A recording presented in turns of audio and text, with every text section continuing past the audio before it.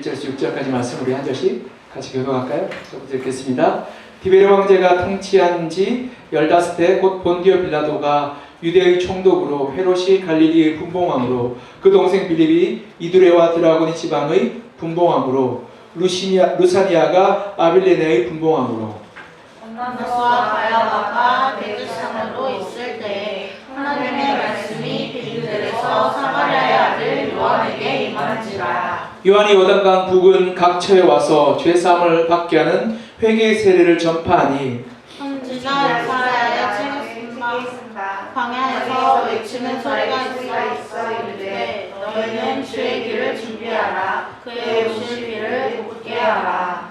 모든 골짜기가 메워지고 모든 산과 작은 산이 낮아지고 굽은 것이 고자지고 험한 길이 평탄하여질 것이요 모든 일체 하나님의 구원하심을 우리가 함과 같으리라. 아멘. 우리가 대림절을 보내면서 예수님 오심에 대한 소망을 우리가 한번 나눠봤으면 좋겠어요. 첫 번째 예수님 오심은 우리의 가장 낮고 천한 곳으로 직접 찾아오시는 그 주님의 그런 임하심이라고 볼 수 있어요.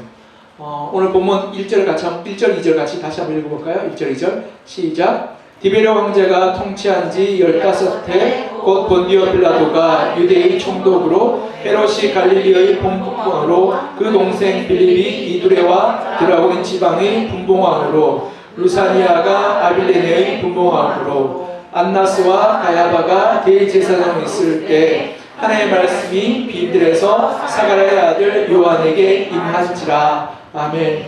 여기 보면 누가가 예수님이 오심의 때가 언제냐면 디베르 황제가 다스릴 때라고 말해요. 이 디베르 황제는 누구냐면 티베리우스 카이사르라고 해서요. 여러분 줄리어스 시저 알죠? 줄리어스 시저는 줄리어스 시저와 아우구스투스. 그래서 7월이 뭐라고 말해요? 영어로 줄라이, 8월이 어거스트. 그래서 줄리어스 시저와 아우구스트를 해서 그렇게 말하는데 아우구스투스가 1대 황제예요. 그리고 그 두 번째 황제가 티베리우스 카이사르였어요. 이 티베리우스와 아우구스타는 이때부터 해서 오현제 시대가 시작되면서 로마가 탄탄대로의 그러한 굉장히 안정된 로마 제국이 완성이 돼요. 그리고 그때 당시 지중해를 마레 우스트롬이라고 해서 우리의 바다, 그러니까 우리의 바다라고 말해요. 네. 그래서 이 네라고 부를 만큼 로마 제국 전체를 다스리고 지배했던 가장 강대한 때였어요. 그리고 이 티베리우스 황제 때 유다의 총독이 본디오 빌라도요. 갈릴리의 왕이 누구라고요? 헤롯 왕이라고 하죠. 이 헤롯 왕은 헤롯 안디바라고 했어요. 헤롯 대왕의 아들이었고, 그리고 요단 건너편에 있는 이두레와 드라고니 지방의 왕은 빌립이라고 하죠. 이 사람들 헤롯 빌립이라고 해서 헤롯 대왕의 아들이었어요. 그리고 이 아빌레네의 분봉왕이 누구냐면 루사니아라고 하는데요. 이 아빌레네는 어디냐면 다메섹, 시리아의 다마스쿠스 지역에 있는 도시가 아빌레네라고 했어요. 그러니까 지금 이 누가가 가리켜 있는 것이 유대의 총독 빌라도, 갈릴리의 왕 헤롯, 그리고 요단 건너편에 있는 빌립, 그리고 다메섹에 있는 루사니아. 이 말을 사람들이 쭉 언급하고 있는 거예요. 근데 여기 우리가 주목해야 될 단어가 있는데요. 1절에 보면 3번 반복하는 단어가 있어요. 1절 좀 찾아, 준태 1절. 그렇지. 3번 반복하는 단어 한번 찾아볼까요? 분봉왕이죠. 이 분봉왕이 무슨 의미냐면 로마의 황제가 세운 왕이라는 뜻이에요. 이 왕을 세웠다고, 봉했다라고 해서 봉신이죠. 그때 당시에 이 로마가 이 수리아 지역을 다 정복하고 났어요. 헤롯이 로마의 황제에게 찾아가요.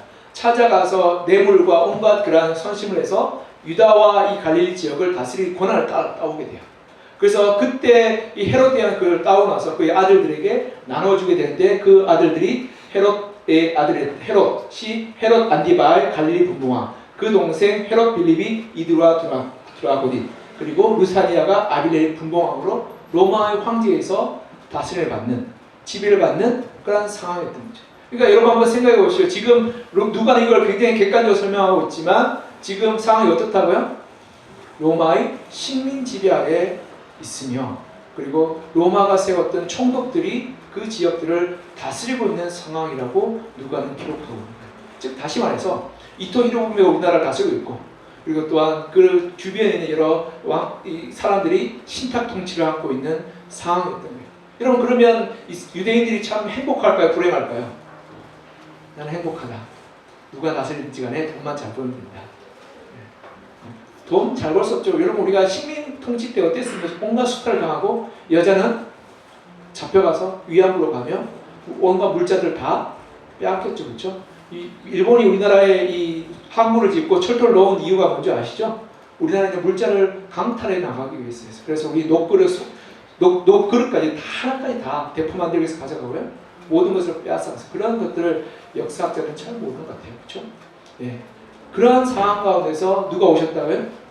예수님이 오셨다.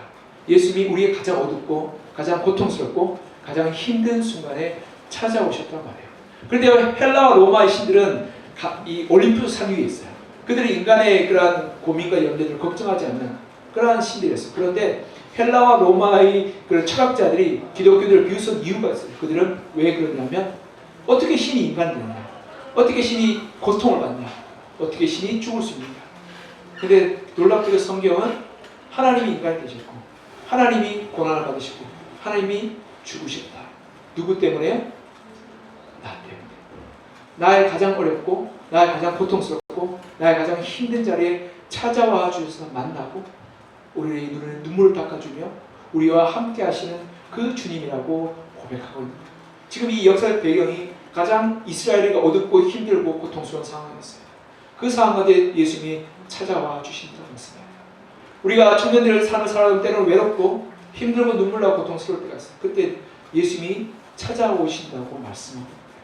우리 삶의 한가운데를 찾아와 주셔서 교회에 계신 주님이 아니라 나의 직장에서 나의 가정에서 내가 때로는 혹여라도 골방에서 혼자 있을 때 찾아오시는 주님이라고 말씀하며 그 주님을 우리가 바라고 소망했으면 좋겠다.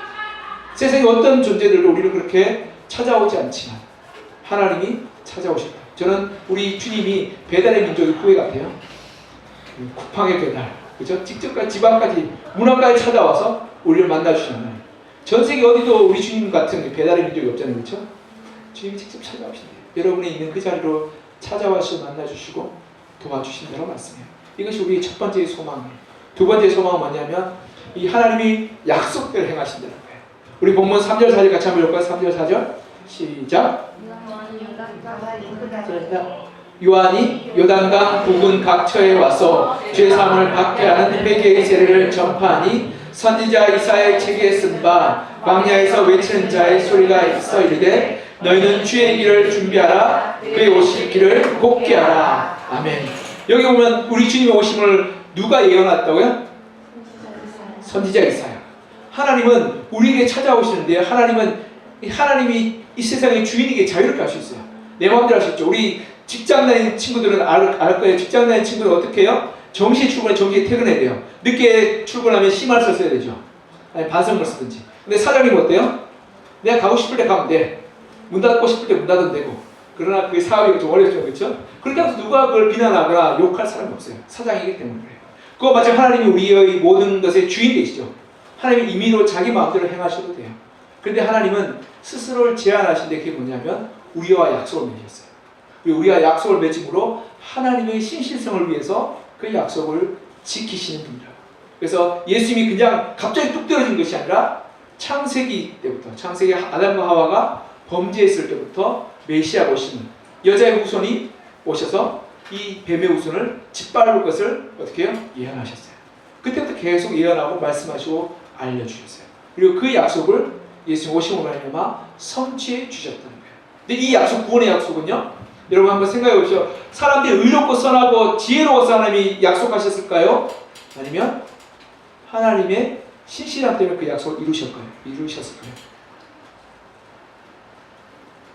자, 누가복음 이때 예수님 오셨어요. 근데 그 사람들 가운데서 선하고 의롭고 착한 사람이 있어서 예수님 너 때문에 왔다고 얘기했을까요? 나는 죄인을 위해서 왔다고 얘기하셨을까요? 죄인을 위해서. 이게 굉장히 중요한 말씀이에요. 왜냐하면 우리가 하나님을 만나고 하나님의 약속을 누리고 그 은혜 가운데 거하는 것은 내가 의롭거나 내가 선하거나 내가 지혜로워서가 아니라 하나님이 우리를 구원해 주시겠다고 약속하셨기 때문에 그러하게 우리가 그 약속 붙들고 기도하며 아뢰일 때 하나님께 기도하고 간구할 때 하나님께서 어떻게 해요? 들어주시는 거예요. 그것은 나의 의로움이 아니라 하나님의 신실함 때문에 그래요. 그러니 우리 청년들이 하나님을 소망할 수 있는 가장 큰 근거는 내가 선하거나 내가 똑똑하거나 내가 잘났거나 내가 의로워서가 아니라 어떻게 하다고? 하나님의 신실하시기 때문에 이 약속을 이루신다. 그러하게 우리가 하나님의 약속 믿고 구하고 부르짖고 찾을 때 하나님은 우리 삶 가운데 찾아오시고 만나주시고 역사하시는 거예요. 물론 여기 있는 우리 청년들이 잘생기고 예쁜 건 알겠어요. 그럼 하나님 그거 보고 오실까요? 그렇지 않죠? 그렇지 않아요? 그렇지 않고 하나님은 우리의 부족하고 연약함 가운데서 하나님의 신실하신 약속 때문에 찾아오신다고 했어요.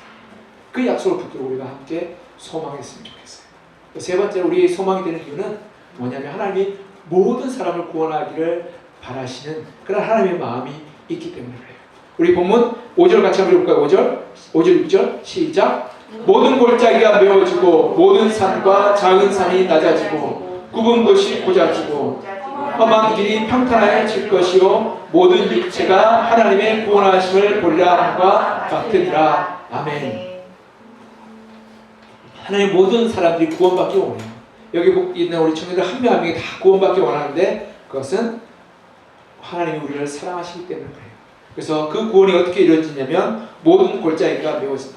우리를 가로막고 우리를 절망케 하는 골짜기가 메워진다. 그리고 우리를 가로막는 장애를 보게 된 큰 산이 메워진다.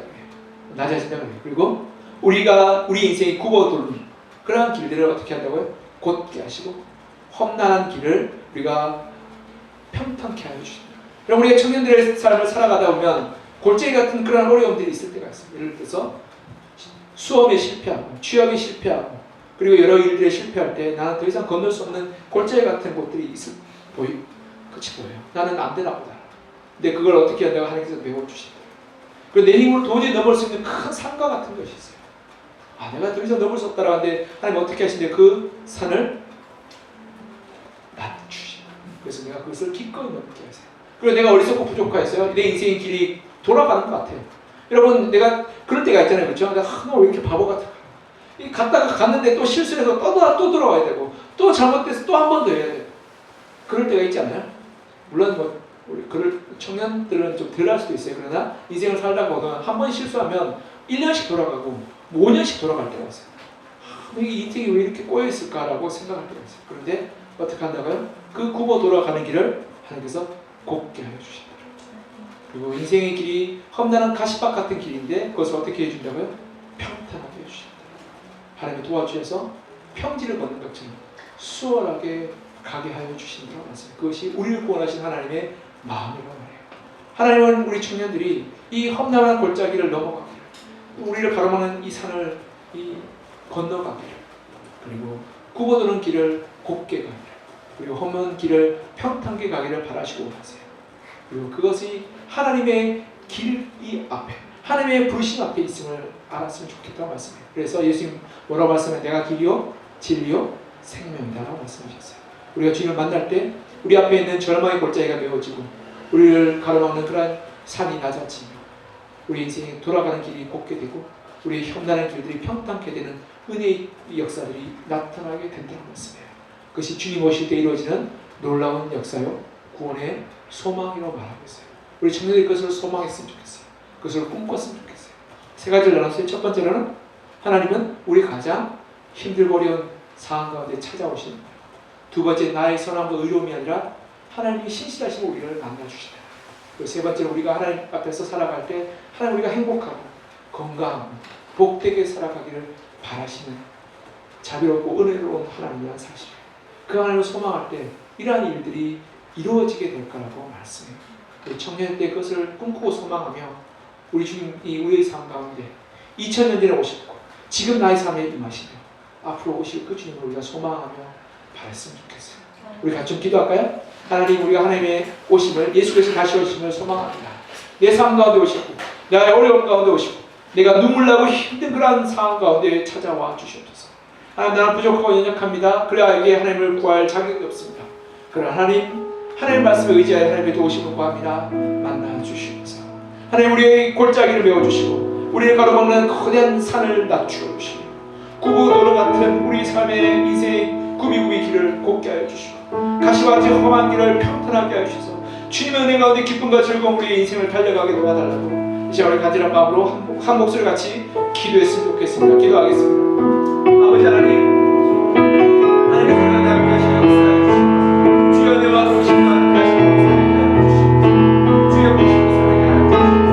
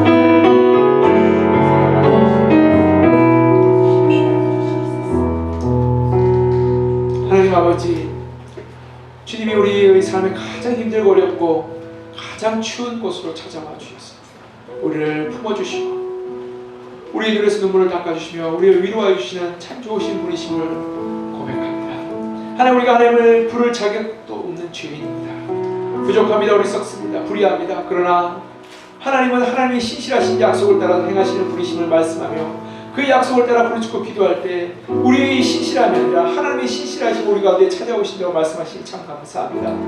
하나님의 약속을 분가하여 기도합니다. 우리 가운데 찾아와 주셔서 우리 인생의 거대한 골짜기 같은 절망의 골짜기를 건너가게 하여 주시고 우리를 가로막는 거대한 산을 넘어가게 하여 주시고 굽이굽이 도는 우리의 인생의 길 가운데 하나님의 올바른 길을 나아가게 하여 주시고 가시바 같은 험난한 눈물 나는 길 가운데 주님은 그 길을 평탄케 하여 주셔서 우리가 기쁨과 즐거움을 달려가게 하여 주시옵소서.